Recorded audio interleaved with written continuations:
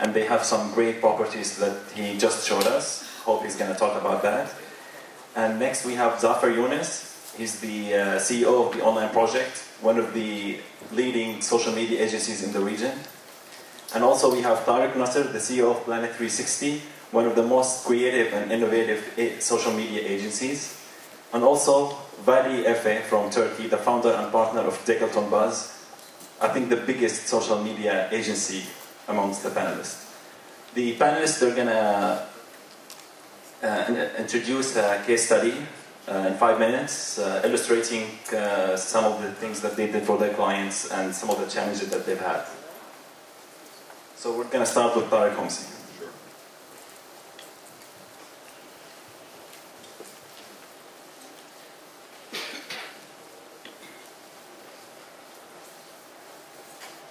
Hello everyone. The case study is about the work we did for L'Oréal Professionnel. Yuan is a publisher, but we work with brands around creating content. And L'Oréal Professionnel, for those of you who know, is mostly a hair care brand distributed in hair salons.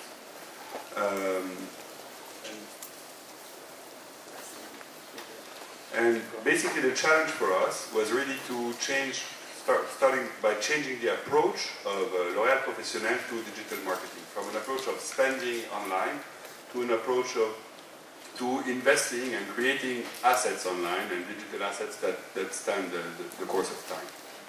And basically to do this, the way Diwani approaches it is to create content and then to distribute this content online, content that is relevant for the brands, I'll talk about this, and to distribute this content online on the relevant platforms, including social media platforms, in particular and then to engage the users around the content, to share it and like it, and etc., and to keep it around in the digital sphere.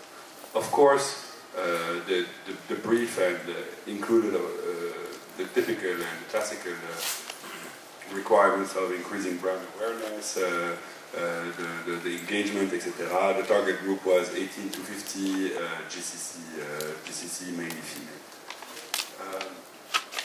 So, in terms of the strategy, what we really do is we try to research, we do research what people are interested in, and to identify content areas that match the brand's competencies and the user interests. Google Insights is a very easy and useful tool to identify what people are really interested in. And then you need to propose content to the users on behalf of the brand that makes sense for the brand, that is interesting, that is desirable, that is valuable, that people want to really discuss and share. And this is the real foundation of this social media strategy. Now for L'Oréal Professionnel, obviously the main theme around this was around hair care. And in terms of distribution platforms, based on the content that was proposed, we decided to obviously use a Facebook page, but also create a YouTube channel for all the video content that was created around the brand, and we use for one of the special operations a microsite on NBC.net. So, in terms of the implementation and what we really went and did around this, when I talk about content, the key areas that we really looked at were tips and advice around hair and hair care, and that was very important. And to start with the beginning, actually, one of the key and courageous decisions on behalf of the brand was to call the Facebook page Hair Secrets and not L'Oréal Professionnel.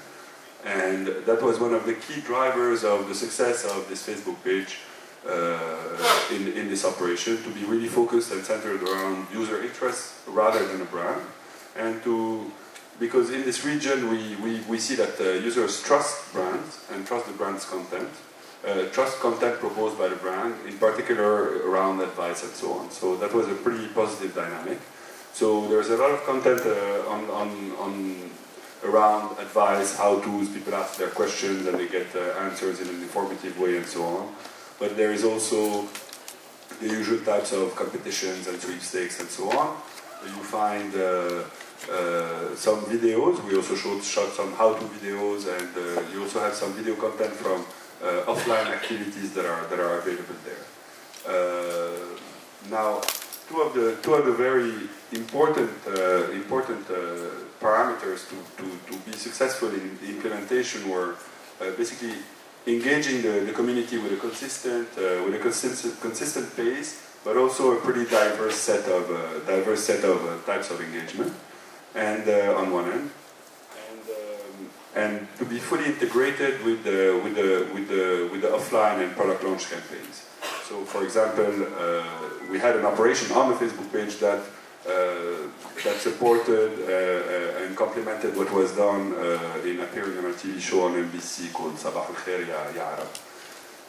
And the last key to the success in terms of implementation is to have a very close relationship between your community managers and the brand managers, making sure that first, your community managers are well trained on the brand and they really understand and are able to respond to the requests. And second, to put in place a good escalation process in terms of the user's feedback and your reputation and so on, so that the right messages get to the right people, in particular handling some issues that are raised online with products or anything else. And last, making sure that you use community management to channel back feedback to the brand managers about what their users like and don't like, and what they're interested in, and so on. In terms of results, this page up to, I think I updated it yesterday, for the region it's a pretty good number. It had 56,000 likes. But most importantly, that creates a pretty important social capital. That's the first page for L'Oréal Professionnel worldwide. It's the largest page for them. And it creates a really strong social capital for the brand to reach out to with its messages going forward. But most importantly, these guys are active, and the activity rate is around 4 times what we expected as an average for a page this size. So that's something we're pretty happy about, because it's not just about competitions and sweepstakes and winning and so on. It's really about content and the user's interests. And the most important thing for our brand managers was what is driving increasing sales. And from a qualitative feedback, we've analyzed the feeds and so on, and we see that yes, there are lots of questions about where can I find this product. There's a salon locator that gets a lot of traffic and so on. And on one end, and we've started right now couponing operations to be able to measure this in a much more precise format. And basically, in terms of lessons learned for us, is that content is key basically to driving audience and user engagement, making sure that you get the right mix, and that you ensure variety and the right level of frequency. You have to listen to your audience, because actually the audience of L'Oréal Professionnel for hair care is pretty different than the audience for Maybelline, which is another L'Oréal product that we manage. And at this stage, it's really about analyzing what they want, also asking them and surveying them. And that's about it. Enjoy Facebook Insights.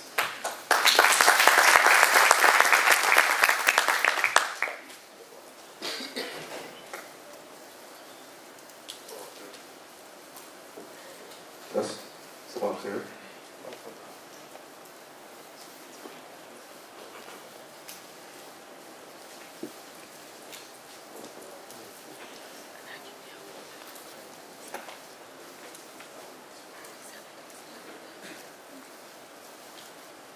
So I'm going to start by just telling you a bit about our client. It's called Vera Moda. It's a fashion brand based around the Middle East. They have more than 16 stores in different countries. And they target young, fashion-oriented females. And one of the challenges is that they have a very big catalog every season. The mission we had was to promote the new collection and at the same time to increase their sales. And of course, we had a very low budget. The reason why I like to share this case study with you is because it's very easy to do. You can replicate it many times over and over, the concept, and it doesn't cost much. It's sort of a DIY social media promotion. The solution, we called it the Vero Moda Miss Fashionista competition. Basically, you register as a fan, you come down to the Vero Moda store, you style our Vero Moda model using our latest collection items, we post the pictures online, and the voting starts. The collection that gets the most votes wins the competition, wins the title, and wins an exclusive shopping spree at the store. You can see some of the creations that the contestants created. Of course, to cater for our region's culture, we thought that the contestants wouldn't like to appear in the pictures themselves, so we got professional models and they had to style the models instead of appearing in the pictures themselves. The results were quite good. I can't see the results myself, but you can trust me. We had 86 registered fashionistas. We chose 21 of them, and over 21,000 comments and likes. The winning fashionista had 1,700 votes, over 1,700 votes. We had over 120,000 views of the pictures. Now the interesting thing here is, going back to the mission was to show the collections. So we actually showed each item in the new collection in a very sort of peer-to-peer recommendation way. The most two results are the most impressive because we actually tracked the sales and the traffic in the stores. In the first week of the promotion, we had a 25% sales increase. In the second week, we had a 40% sales increase. The key learnings, we were value-oriented from the start. We knew that the brand wanted to show the catalog and they wanted to sell more. They didn't want more fans, they didn't want likes, they didn't want that. They wanted to see ROI on their investment. We picked a good incentive both for the brand and for the audience. When you pick an incentive for a promotion, it has to be attractive for the audience, but it has to help you position your brand in a good way. So here we gave Miss Vero Moda sort of the authority in who is Miss Fashionista. They have the fashion authority. We set clear rules and regulations. It was based on online and offline integration. So if you decide to do a Facebook promotion, make sure that it's not just on Facebook. If it has an offline component to it, it works much better. One more interesting part here is that we sort of empowered the contestants to get better results. So we did two things. We did a fashion course, a 2-day fashion course for the contestants, where we taught them how to pick the colors and how to pick the style.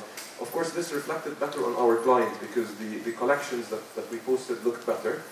And we gave them a social media course. We got them in a room and we explained to them how to use Facebook and Twitter to promote their collections. And we taught them the meaning of spamming because we didn't want to end up spamming people through the promotion. So we were very strict about that and we told them what's the difference between spamming and marketing your collection.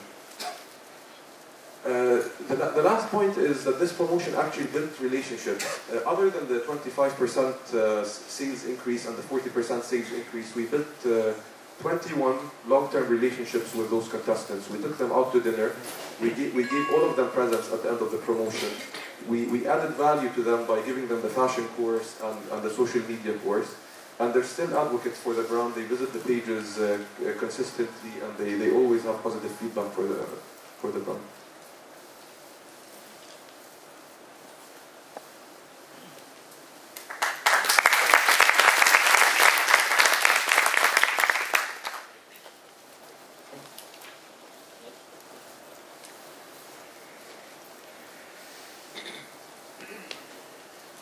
اوكي صباح الورد.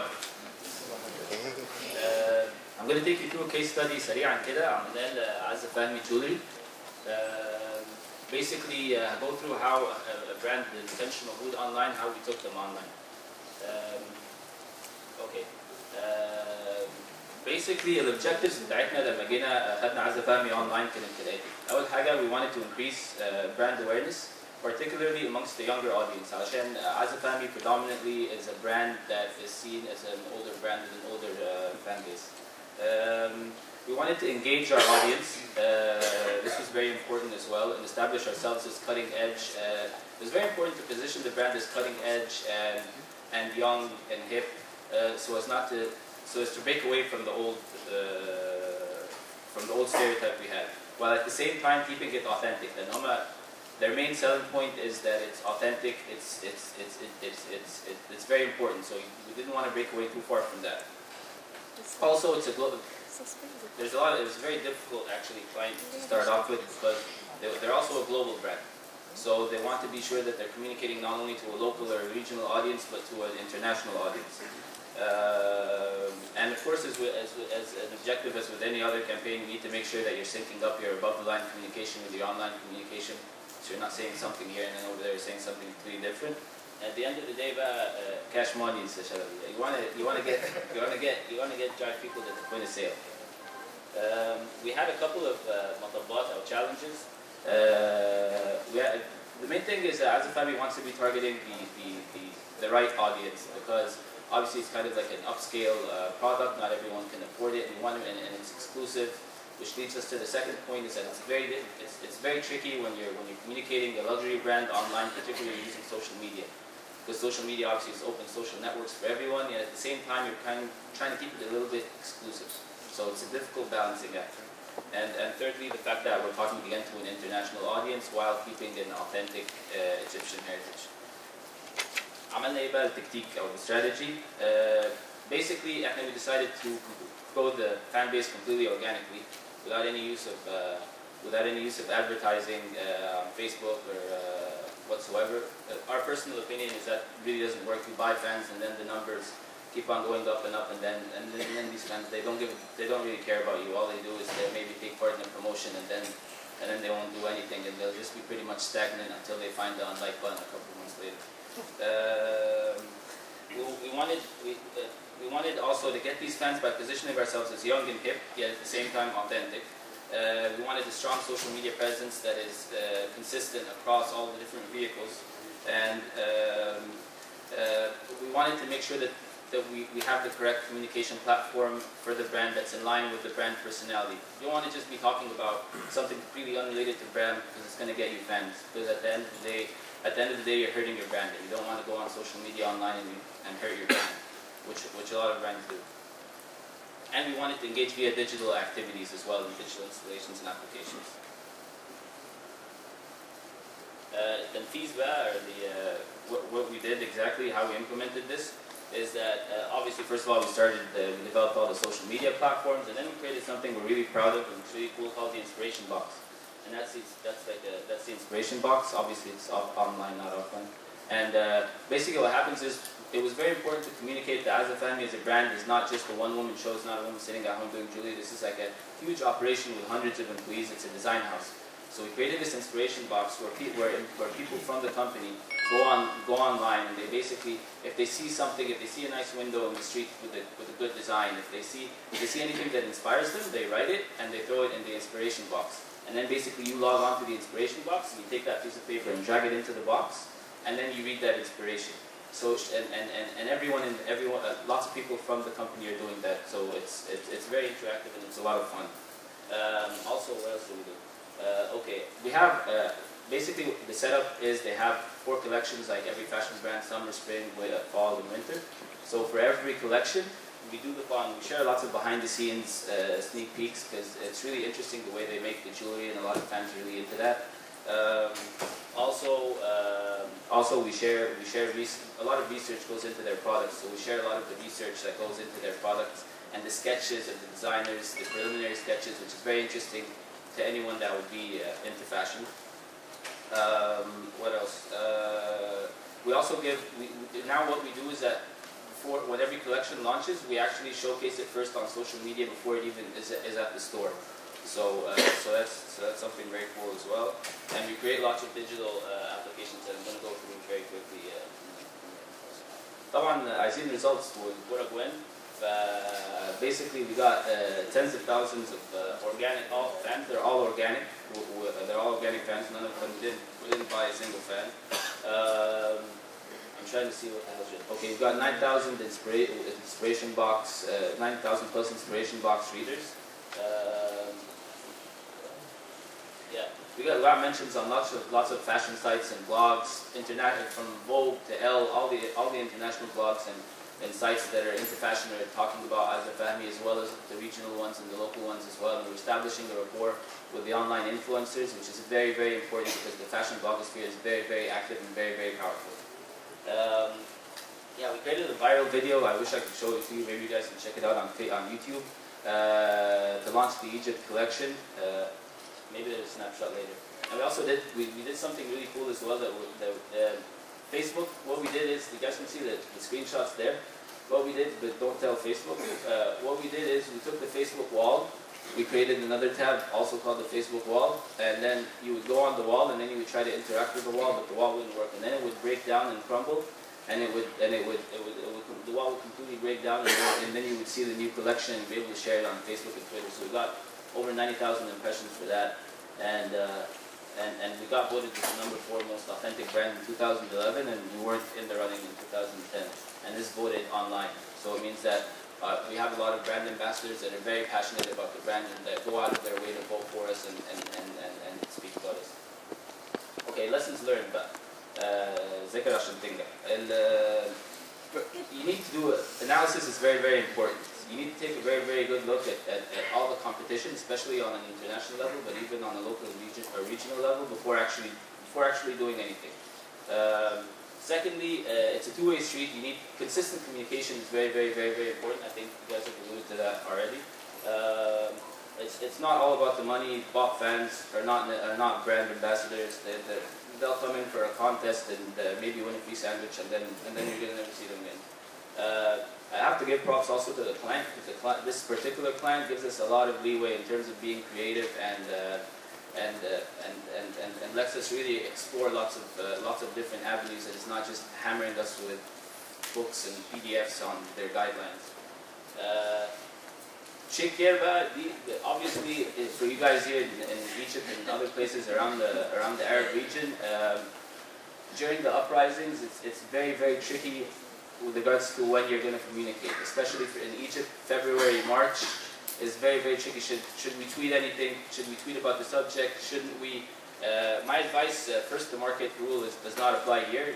You should stay low, which is after a lot of discussions what we decided to do, and it worked out well for us. The client needs, and the agency and the client, they need to be partners, and you need to have room to experiment. Social media is all about experimenting.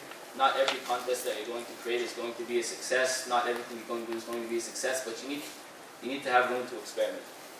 And finally, brainstorming, especially if you're smoking shisha, is very, very important because it lets you be very creative. And I would highly recommend it for brands and brands and agencies that include everyone in the brainstorming process, because everyone is coming at a different angle, and if you brief them well, you come up with something really interesting. You recommend shisha as well? I recommend shisha. Right, thank you. Okay, Vadi.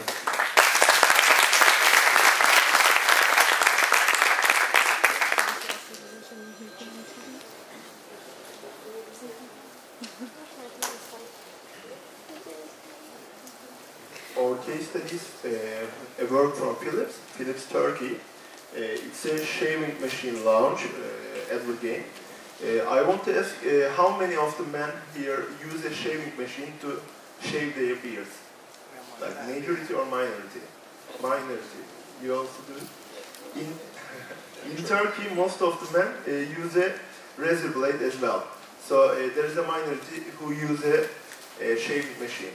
And in Turkish there is a word, it's called sinek kaydı, which means if you shave yourself very well, a fly slips over your face. This is a sinek kaydı also, it's a word. So we used the same word to create an advert game, a social advert game on Facebook. Because our main target was to show people that a shaving machine can shave your beard as well as a razor blade. So we created the social advert game on Facebook. And our target audience was young male people who use a razor blade. So we want to convert them to our new shaving machine. And we use this fly as the character in our game. So we have created a social advert game which they could connect on Facebook, and then if they play the advert game every day, they get new points. And they could also challenge on the game with their own friends. And if they challenge to their own friends and then they make a better point, just like Sims or like Farmville, they could get more into the challenge and they could get more better prizes. So there was a word of mouth effect on the algorithm of the game. So every day male people logged into Facebook and then they played this game to get like prizes. On this case study, product placement is very important because during the game you could experience like how the shaving machine works for you. There were 3 stages of the game. So you could experience a shaving experience with a gel, or just dry face, or with different types of skin. So you could experience the 3 most important aspects of the shaving machine of Philips. For example, Aquatech technology is that you can shave your skin also with gel and with water. So we put the aspects of the product also on the game. And then during the game, to market the game, we also used bloggers. We connected with some of the most influential bloggers, and then we sent some information to them about the game, about our character, and we invited them to the game to experience the aspects of the machine. So we also gave them a check to get the machine with a lower price. And we also connected the game to an e-commerce store where you could get the shaving machine to buy with a credit card. And as a result, the game connected to the e-commerce store, and the shaving machine we marketing was the most sold machine in the e-commerce store. So it also lead to the sales. So in this case study we have the social game approach, also word of mouth marketing, like blogger and influencer engagement. Also we led to the sales. So it was like a 360 degree advert game and social media campaign. Not only engagement, also like creative development and product placement. So this is one of the case studies we like to tell to people. So I wanted to share it with you. I hope you liked it. Thank you.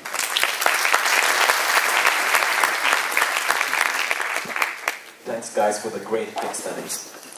My first question is, people use social media to connect with their friends, to check out their photos, to read their tweets. How do you fit a brand in there? In the beginning it sounds a bit alien, but now, we've grown to accept brand as part of our friends. How do you fit it in there?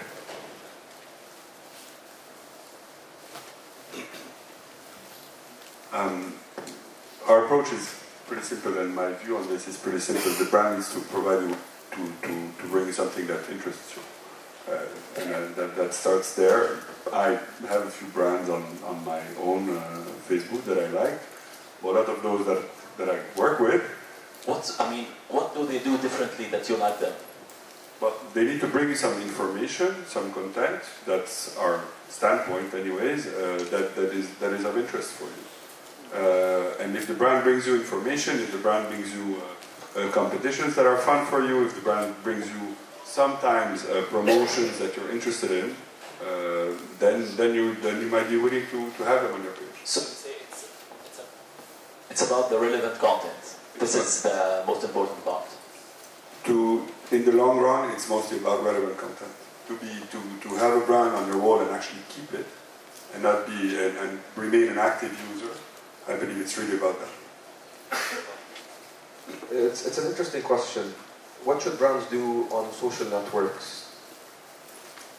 I find it a bit difficult to understand why some brands do things that we as people wouldn't ever do on social networks.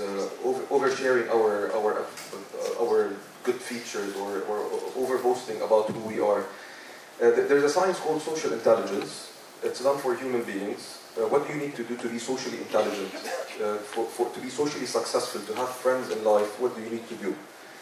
Someone summed it up in 5 points. Space. SPACE. S is for situational awareness. You need to be aware of the situation you're in. So if you walk into a room with people are not happy, it's not nice to say a joke. Or if you feel that you're with two people who just had a fight, you might want to not talk as much. So brands need to be also situationally aware when they're on social networks.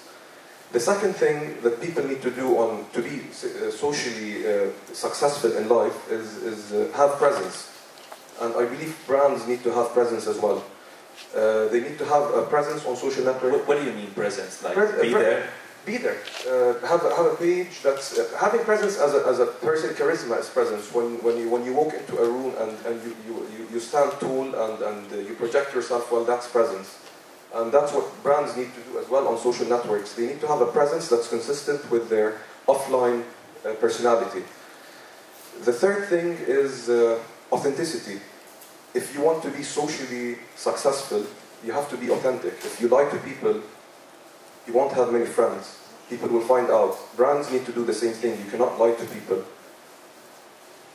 And clarity. Also, when you speak, you need to be clear. Your messages need to be well studied. You shouldn't talk too much. You should focus on the important points. Brands need to do that as well to be socially successful. And the last one, which is the most important one, for humans and for brands, is empathy. Having the ability to feel with the person who's in front of you. If he is having a problem, to actually feel his pain and to try to solve it for him. And I believe that brands really need to do that in order to be successful socially on social networks. So, just as you said, social networks are made for friends. If a brand wants to be on a social network, it has to actually act like a friend. It has to you mean in a casual way? No. Not corporate way. Not necessarily in a casual way. You know, you don't expect a president of a country to be casual. You don't expect a serious brand to be casual. It's not just not. It's not. From what I've seen, the casual brands, I mean, they connect more with their followers and fans than the. It depends on the brand itself and what it's selling. If it's an insurance brand, maybe you don't want them to be that casual. Or if it's a medical brand, maybe you don't want them to be that casual. It depends on what the brand truly is. But I believe you need to be socially intelligent as a brand. But to summarize your points, it's about empathy, clarity, presence. It's space. Actually, this is a social intelligence theory. If you Google space, social intelligence, you'll find a very good review of each point. SPACE. So S is for situational awareness, presence, authenticity, clarity, and empathy. Those are the 5 things that make us as human, even if you're interested about this for yourself, if you want to be socially successful, those are the 5 social intelligence factors that can make you more socially successful. I believe brands have to abide by the same rules. Thank you. Tariq? Yeah, I think it's very simple. It's 3 things in my opinion. Content, like Ting said before, content is king. You need to make sure. First of all, you need to decide on what you're going to be talking about, what your communication platforms are going to be. They have to be in line with the brand and at the same time interesting, obviously, for the audience. You don't want to bore them to death. And then secondly, you need to be engaging. It can be through contests. Maybe it doesn't have to be through contests. It depends on your brand, but you need to somehow engage them. And then the third thing is loyalty. You want to give them ownership of the brand and make them feel like they're part of the experience and they're part of the brand. And because they'll become much more loyal. So I think those are pretty much 3 basic. So you mean, loyalty? You mean empowering some of your fans and friends? Yeah, try to empower them all. Why not? Yeah, empower the fans. Make them feel a sense of ownership. Make them feel that this is their brand. This is not a big, corporate dude with a suit talking to them and posting on a Facebook page. It's someone probably just like them, and it'll be a lot more fun, and you'll own these fans will be a lot more important too. Okay, Daddy?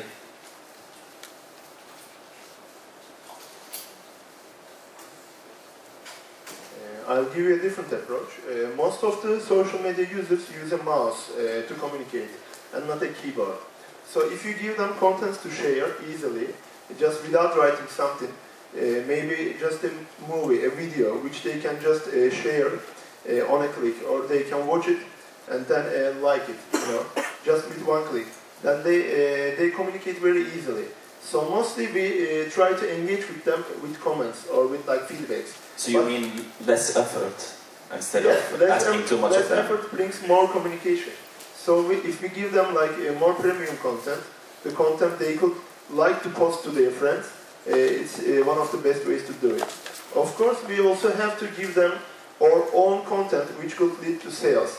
But we mostly do it like maybe 1/3 of the content, because if you give them too much self-promotion, it's disturbing after a while. No, I mean, I think what Tariq meant by content is like tips and, I mean, content that's relevant to them, instead about like promoting yourself. Of course.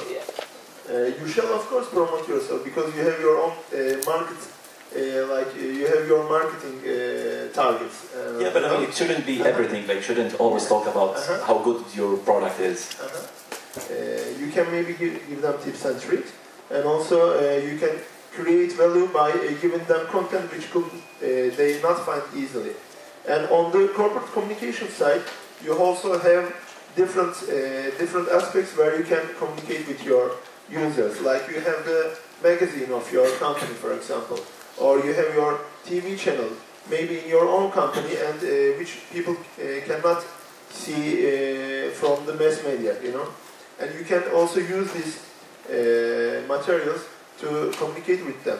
You can use the digital technology to engage with them on the mass media with the materials you couldn't share before. Okay, thanks. Could I add a small thing? Yeah, sure. Just with regards to content, I agree. I really like the mouse part, by the way. There's a common thing that that's probably best practice, which is the 80-20 rule, which you try to give them 80% content that doesn't have to do with your brand, and then maybe 20% you try to shove stuff down the throats. But say, I mean, it's more than 20%. It's not shoving. I mean, you can introduce it. I'm joking. But it's still acceptable. What I've noticed, kind of looking at the levels of interactions on the different types of posts and so on, is that you can create some sort of dynamic on the page, where basically if they start really appreciating what the page is doing and saying for them, then the other part is easier. I can take an example from tips and then saying, okay, this product, yes, but what does it do? Will it stop my hair from being dry? In your own case, the inspiration gallery and then presenting the new collection is something that they're looking forward to all of a sudden. So it also contextualizes, the content can contextualize a little bit some of the product initiatives that you're going to do, and then they can actually come in and have more acceptance. Okay, my second question is, which is the trickiest. I mean, from what I see, not as a professional, as a Facebook user, most of the social media activities has turned into social assisted spamming. It's just brands asking people to like their pages or invite their friends, and they're empowering users to spam their friends. I mean, there are some of my friends that I removed just because they're spamming me with those stupid contests. So how do you go beyond, or how do you avoid social spamming? It's a policy we don't do. You don't have to like our page to share. But brands ask for that. I mean, brands, they're always asking for these things because those things, I mean, let's face it, they generate good numbers. But they generate numbers and they generate likes on the page that are not non-active in the end.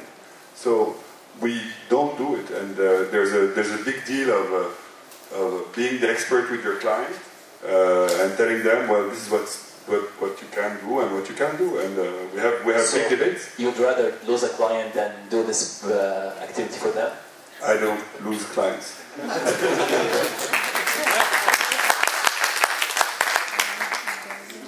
You do the right thing. I mean, this is like one small thing, and we're doing a bunch of things for this client. So, no, I won't lose them over such a debate.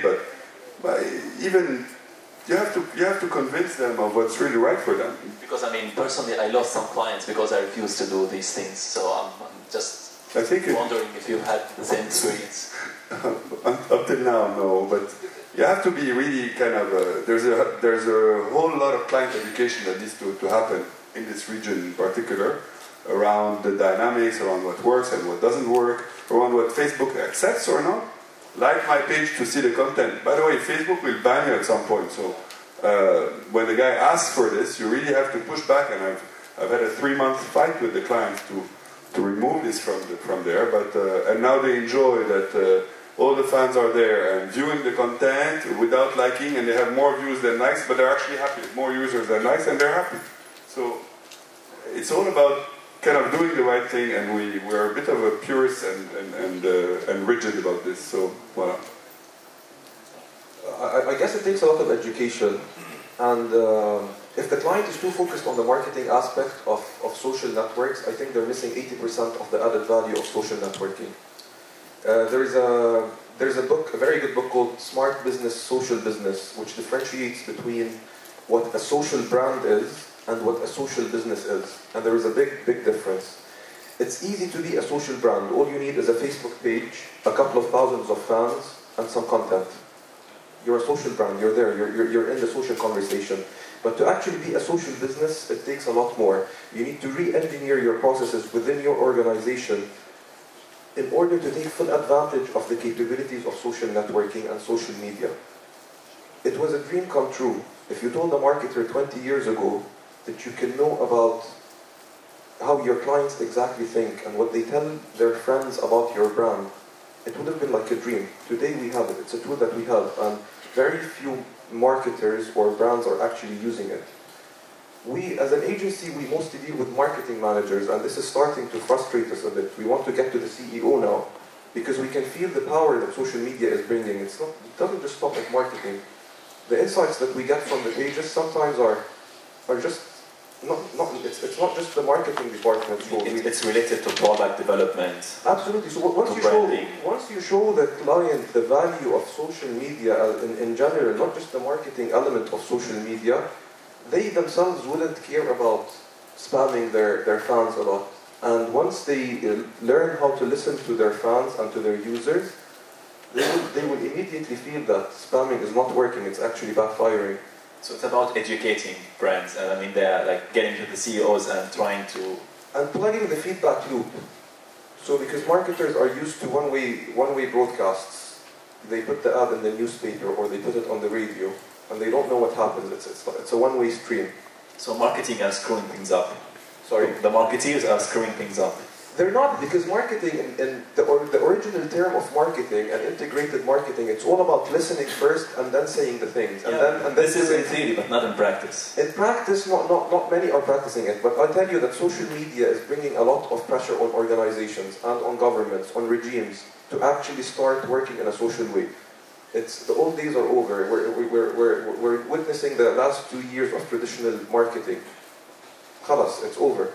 Social media is going to give you the immediate, clear feedback channel, so you'll know what's really happening with your audience. It's not like the old days where the marketing manager can go to the CEO and tell him, we had just a great campaign and spent $200,000, and today you can exactly know what that campaign did and the effect that it did on both the sales and on the consumer perception and sentiment.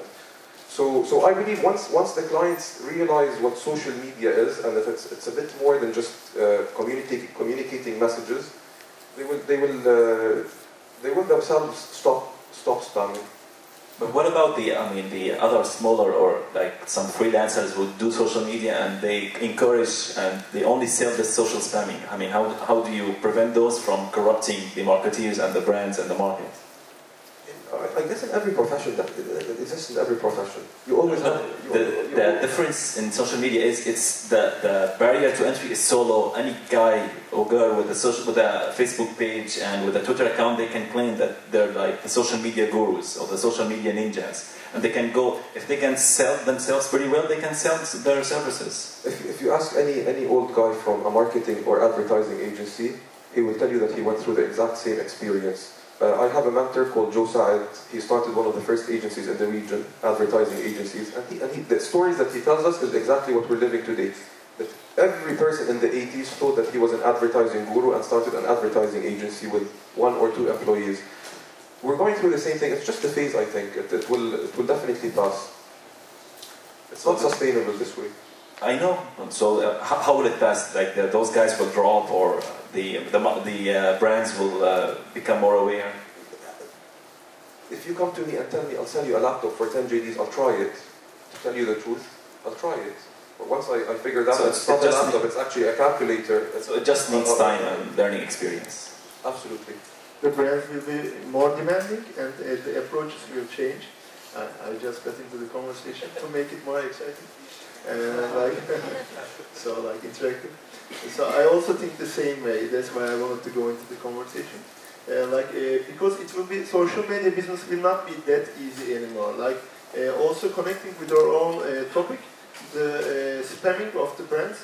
The brand have a perception that they could compete people among themselves, like give them prizes. Every time they brief agencies, it's not like that. If you focus on the value you create for users, you have the good results. You can give them, for example, new experiences, or you can give them experiences what they could not live without an interactive or without a social environment. For example, if you have a new product, you can give them the opportunity to experience that product on the screen. If they cannot go out of the house, or if they are living far away where you cannot make a road show, just give them the chance to experience it on a click. Or you can also give them content what they cannot find. But isn't it difficult? Isn't it difficult to convince brands to sacrifice good numbers in exchange for engaged experience? Could I jump in there? I think marketers, if there's lots of marketers in the audience, you need to think about when you're giving your social media agency the brief, what the parameters for success are. A lot of times the parameters for success are likes and comments, followers and fans. Fans, يا معلم. Fans. عايزين fans. Okay. You could have a page, and I've seen pages with hundreds of. You see the new page. I'm sure all of you guys see people talking about your brand now on Facebook underneath the number of fans. You have freaking 120,000 fans and 200 people talking about your brand. Who the hell cares about the 200,000 fans? The brief was written wrong, so everything that's going to be done based on that brief is wrong, and then you're going to achieve the parameters for success that were on the brief, and then you'll achieve pretty much nothing.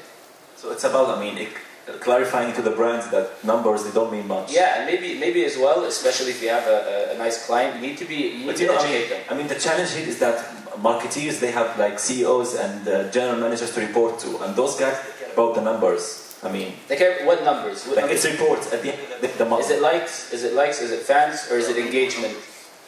You need to engage. At the end of the day, you're presenting a report with graphs. So how can you show engagement as a graph? The likes, it's easy to show them. I'm managing today a relationship with one client, 9 brands. And I can tell you that I manage a lot of numbers and they want numbers. Yes, likes are there, but you have to be contextualizing the likes and with all the rest of the information. We talk about users, we focus on active users. When we talk about level of interaction, we contextualize the stuff. And now we're really talking about sales, which is supposedly, or in the end, kind of the main game here. And trying to, and quantifying for them also how we're pushing to sales. So yes, there is this kind of risk on the likes. I tell you, we take clients head on. Otherwise we wouldn't do it. And I know the guys here are pretty brave as well to kind of push back on weird briefs and so on. And it's about client education. Yes, there is a risk about being focused, but I can tell you that there are numbers. And yes, the likes is the easiest, most public one. It's all out there. Everybody loves showing the size of their likes. I understand it's easy to do, but you have to work much harder on the numbers, and these are numbers that are not easily available. The active users are actually qualifying, and how interactions per users and so on. Facebook Insights is good, but it's not yet there. You need to go further than the Facebook Insights. Well, you need to go much further than that, and then you get to the actual KPIs that matter. Okay, sorry guys, but we have to take questions from the audience.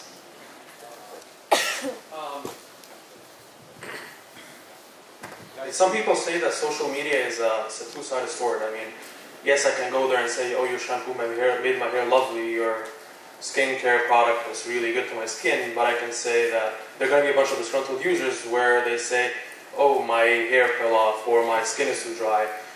Where do you draw the line on censorship, if you do censorship? That's the first question. And the second thing is whether you guys can like share... By censorship, you mean deleting those comments? Deleting those comments. I mean, do you leave yourself, reply to them, or leave the community to reply to them? And also, like, if you guys can give us examples of, like, what is the worst things that your disgruntled user said and how you guys actually dealt with it. Thank you. Okay, that's a great question.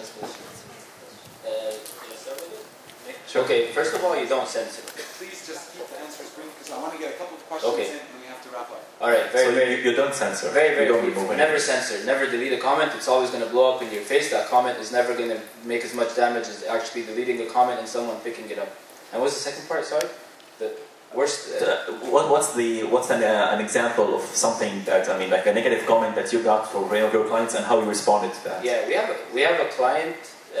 We have a client that is kind of like a news provider, and we once posted a news article, just posting the article without any comment, and then we were called out as being Islamists. You also know you did. So basically, we think the best way to do it is take the problem offline. So we contacted the user privately, and then we called them offline and cleared it up. Definitely a best practice, taking it offline. One little point is an angry person is 10 times more likely to complain. A happy person is 10 times less likely to complain. If you find a way to empower your happy customers, that will definitely improve the sentiment on your page or on your community. So you mean they can reply on your behalf, they can clear things up with the disgruntled users? Definitely, and give people a chance to also share their positive experiences. Don't just wait for people to complain. Tali? Maybe we can get one more question so that we can move. All right, another question.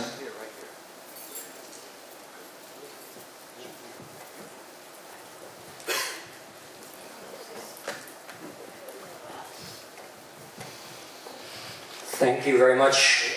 Great panel, great insights. What about social media activities that lead to real action? Not real action, but people moving and leaving their laptops and doing something. There was one mention about fashion, but I'd love to hear other insights about... You mean integrating the offline components with the social media? Exactly, yeah. A real interaction, so it becomes more memorable. Thank you. It was already my turn, so I would like to answer the question. This is something we love to do, actually, because we want to show real action to the customer also. For example, social media is not just like Facebook application, you know. We love to use mobile landing pages, for example. We buy mobile advertisement and then lead user to a landing page where we can show them some action and point them to the restaurants or point them to the sales point where our products are showcased, for example. And then we can also see how many people got into the mobile page and how many people clicked on which location. And so we can also assume how many people got into the store. And you can also, for example, put some checks into the store, and then if they go and redeem the checks, you see that they took real action. And so you're talking about measuring the offline activity. So you can use, for example, mobile applications and landing pages to lead them into the store. As well as mobile, you can also use normal like social media platforms to lead them into the stores or lead them into the offline platforms. For example, we have made some case studies where we gave users to find which points of sale they could go like near to their houses. For example, they open the Facebook tab and there is Google Maps inside, and the customer stores are pointed there. You can click there and see the telephone number, the address. You can see how you go to that store like on the map, you know. It shows like can you walk there or can you go with a metro, things like this. So we give them value and make it easier for them to go out of the house and go to the store. You can also use location-based applications like Foursquare, or like you can also use Facebook Places. On that applications, you can make like things like treasure hunting, where they go to different places and So you then mean turn it into like a location-based game to encourage people to you don't step have to outside. write the application. You can just make a scenario. For example, for a design shop, we made 5 different shops. We choose 5 different shops. 2 of them were in the Asian side of Istanbul. 3 of them were in the European side of Istanbul. So we gave different people in Istanbul the chance to go to that shop and redeem a code and then win prizes. And in the shops we also put some posters where they got some information about Foursquare, how to use it, how they can participate on the competition. So there are several ways to take the user out of the computer, out of the house, and interact with them using social technologies. Last question. You have something to add? Okay, one last question.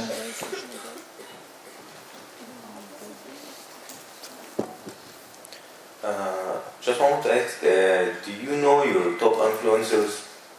We talked about bloggers, but they are not necessarily the top influencers for your specific brand.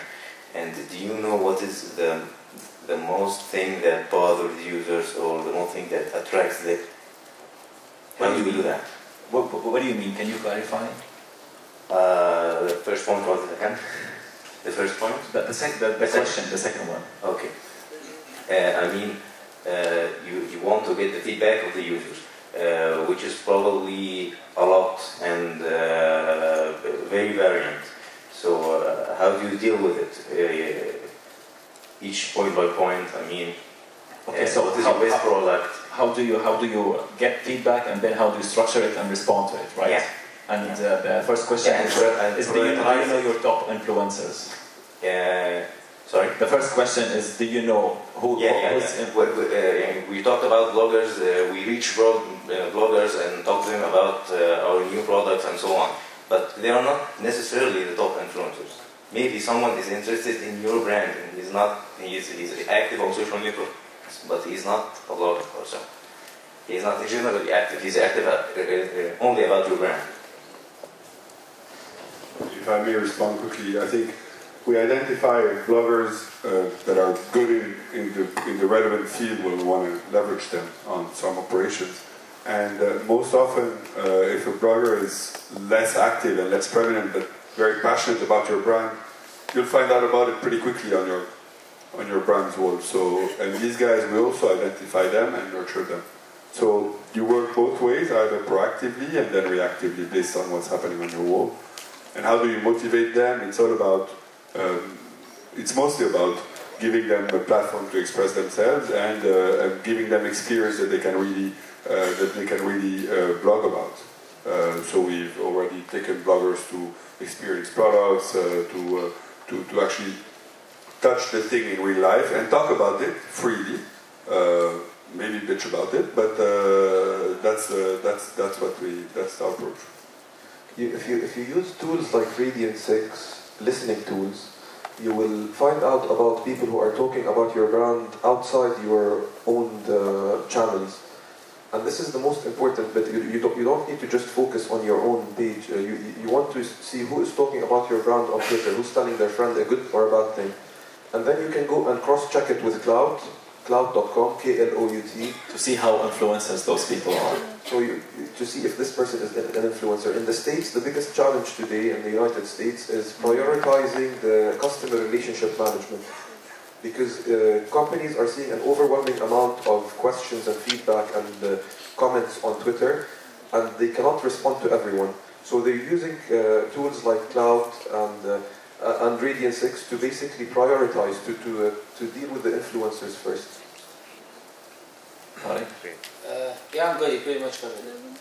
Yeah, the only thing is that Radiant is probably if you're doing your own thing, maybe you want to use more. It's mostly about listening, not only like listening outside, not only on the Facebook page, on the Twitter account, listening to the bloggers, to YouTube comments, to. Yeah, definitely. I think Omar is gonna kill us. Anyone have another question? Yes. We're gonna take only one more question. Okay, from the lady. So do you have any numbers? I have a good voice now. Do you have any numbers on the conversion rate between the likes and those that take an action? You mean between likes and sales, for example? Example, sales. If this is the action that is needed by the customer. If you have numbers. Okay, so it's like a percentage conversion rate. No, you can't. 5%, 1%. No, you can't. It depends on the brand and it depends on what you're doing. No, but I think she's looking for like a rough number, not something accurate. I don't think you can come up with a rough number. Give us any stat from any case. Okay. Come on, guys. Like I mean, between from every 100 likes, you got like one customer. I once saw a study by Starbucks that said that every engagement got them 6 fans, and every six passing by engagements got them an action. I don't know how accurate that is. The problem is every brand seems a bit high. Yeah, it's do you have from your experience any number that you can share with us? We tracked our campaigns, but it's true. Let me think of one. You mentioned the Veramoda example. Veramoda example, we got the sales like 20% increase. A 21% increase. The foot traffic in 1 week increased by 1,400 visitors. Usually they had I think 2,000 visitors a week. They got around 4,000 visitors a week, and their sales increased 40%. But one of our other clients, Royal Jordanian, we've tracked that 13% of their sales, online sales, are coming from the Facebook fan page, which is pretty recent, the activity on it.